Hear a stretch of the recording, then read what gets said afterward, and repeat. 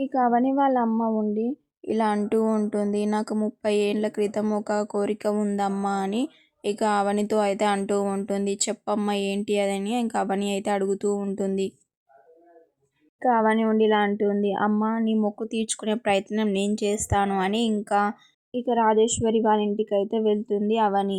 ఇక అవనిని చూసి ఒక్కసారిగా రాజేశ్వరి అయితే ఫుల్ కోపం అయితే పడుతుంది. అసలు మా ఇంటికి ఎందుకు వచ్చాను అని అడుగుతూ ఉంటుంది రాజేశ్వరి. మీతో కొంచెం మాట్లాడాలి పిన్ని అని ఇంక అవని అయితే అడుగుతూ ఉంటుంది. నాతో ఏం మాట్లాడాలి నువ్వు అని అంటుంది. అమ్మ నాన్నతో కలిసి సీతారాములకి మంగళసూత్రం ఇస్తా అని మొక్కుకుందంట పిన్ని.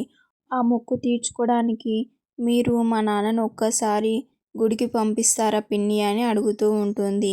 ఇక అవని అడిగిన ఆ మాటకైతే ఇంకా ఫుల్ కోపం అయితే పడుతుంది రాజేశ్వరి.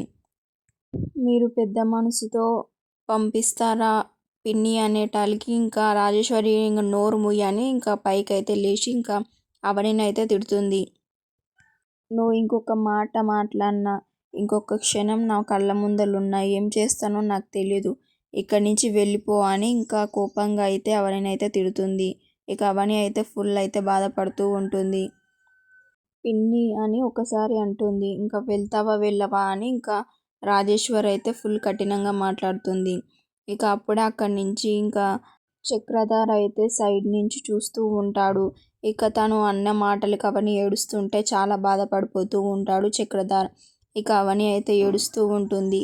ఇక చూద్దాం నెక్స్ట్ ఎపిసోడ్లో ఏమవుతుంది. అంతవరకు please subscribe my channel for more videos and do support me.